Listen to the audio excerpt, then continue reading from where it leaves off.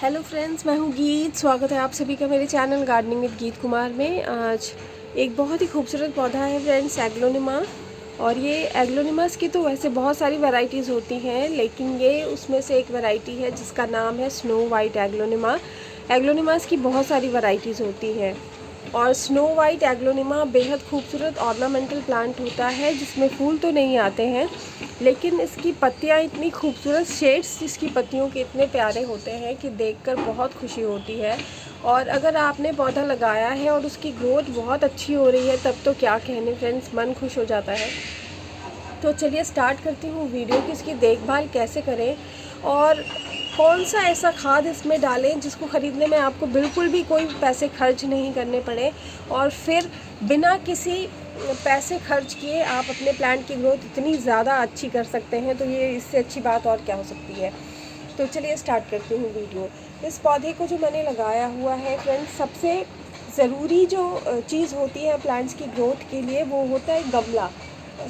गमले के साथ साथ और भी चीज़ें होती हैं, लेकिन गमला भी बहुत इम्पॉर्टेंट रोल प्ले करता है प्लांट की अच्छी ग्रोथ के लिए।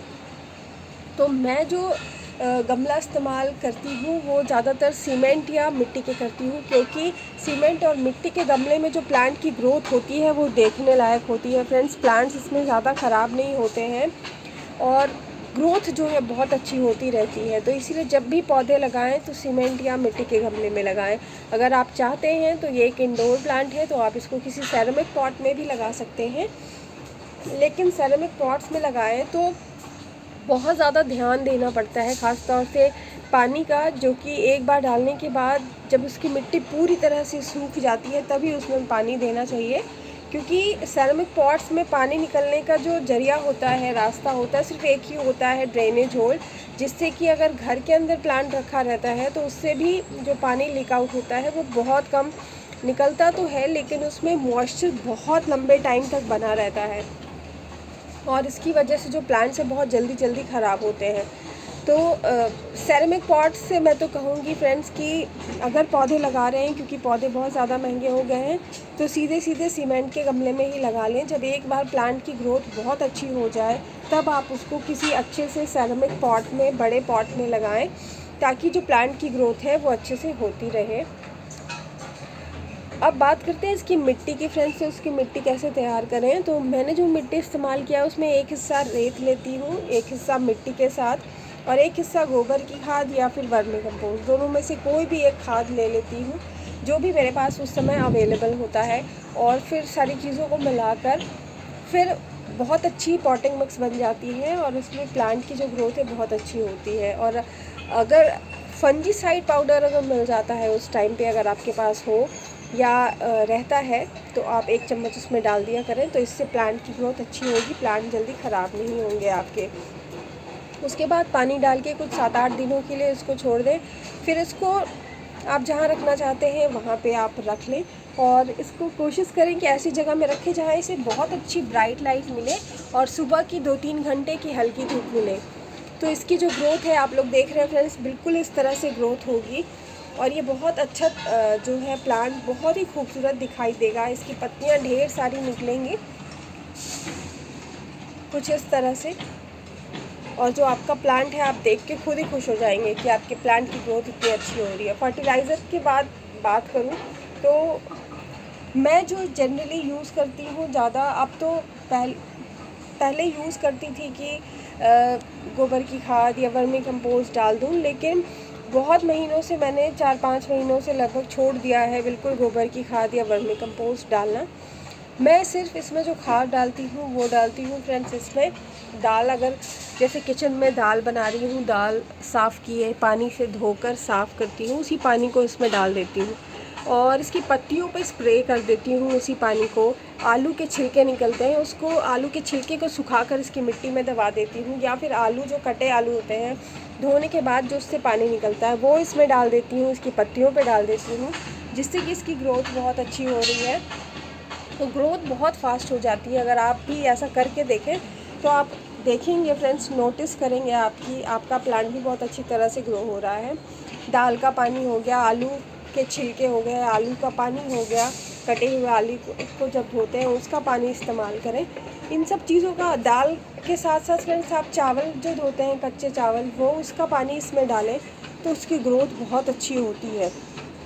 और इन सब चीज़ों में कोई पैसे भी खर्च नहीं होते, ये तो घर में रहता ही रहता है, सबके घर में रहता ही है। तो जब भी उसको धोएं तो उसके पानी को फेंके नहीं, इस पौधे में डाल दें। या फिर कोई भी पौधा है आपका, ऑर्नामेंटल है, इंडोर है, आउटडोर है, फ्लावरिंग प्लांट है, सारी तरह के पौधे में आप उसको डाल सकते हैं। इससे कोई साइड इफ़ेक्ट नहीं होता प्लांट के ऊपर, और उल्टा प्लांट की ग्रोथ बहुत अच्छी होती है। प्लांट को बहुत अच्छी तरीके से न्यूट्रिशन मिलता है, जिससे ग्रोथ बहुत अच्छी होती है प्लांट्स की। और जो प्लांट है वो बहुत सुंदर दिखाई देगा। प्लांट की पत्तियां इस तरह से शाइनी हो जाती हैं, चमकदार हो जाती हैं।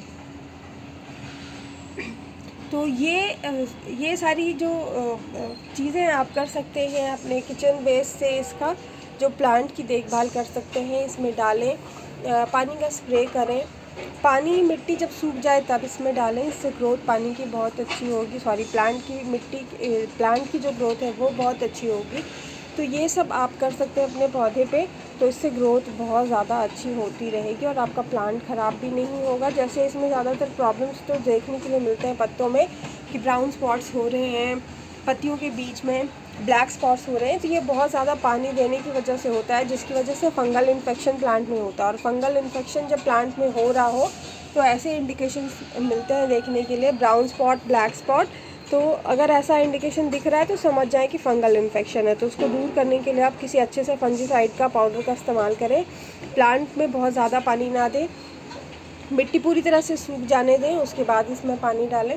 तो इससे जो है प्लांट ख़राब नहीं होगा और प्लांट की ग्रोथ भी अच्छी होगी। और इसकी ग्रोथ को अच्छी करने के लिए आप इसको धूप ज़रूर दिखाया करें सुबह की, 2-4 घंटे की भी धूप इसको मिलेगी ना, हल्की धूप, तो बहुत अच्छी तरह से ग्रो होगा। और इसकी जो पत्तियों की जो ग्रोथ है और इसका जो बहुत फास्ट ग्रोथ हो जाती है अगर आप इन सारी चीज़ों को करते हैं अपने पौधे के ऊपर, तो इससे प्लांट की ग्रोथ बहुत अच्छी हो जाती है, फास्ट हो जाती है और प्लांट बहुत अच्छी तरह से ग्रो होता है और पत्तियां कुछ इस तरह से निकलेंगी तो आप भी देखकर बहुत खुश हो जाएंगे। अगर आपका प्लांट ऐसा नहीं ग्रो हो रहा है, तो अगर बहुत लंबा सा लेगी हो गया है, स्टेम बहुत ज़्यादा लंबा हो गया, बीच वाला जिसको आपने लगाया है उसमें बहुत लंबा हो गया है, पत्तियाँ ऊपर की तरफ है, नीचे कुछ भी पत्तियाँ नहीं है, तो उसको बीच से काट दें और फिर आप देखें कि कुछ 10-15 दिनों में आपको रिज़ल्ट मिलेगा फ्रेंड्स। बहुत सारी पत्तियाँ निकलना शुरू हो जाएंगी और फिर आपका जो प्लांट है बहुत ज़्यादा बुशी और घना बन जाएगा। तो ये था स्नो वाइट एग्लोनिमा। इस तरह से आप इसकी देखभाल करें और जो फर्टिलाइज़र मैंने बताया वो डालें और फिर इस्तेमाल करके देखें प्लांट पे कैसा असर होता है। फिर आप मुझे ज़रूर कमेंट बॉक्स में बताएं कि फ्रेंड्स आपके प्लांट के ऊपर अच्छा असर हुआ कि नहीं और प्लांट की ग्रोथ कैसी चल रही है। तो यही था आज का हमारा प्लांट वीडियो। आई होप आप लोगों को अच्छा लगा हो तो please like share and subscribe जरूर करें मेरे चैनल गार्डनिंग विद गीत कुमार को। मिलेंगे नेक्स्ट वीडियो में। Till then bye friends, take care.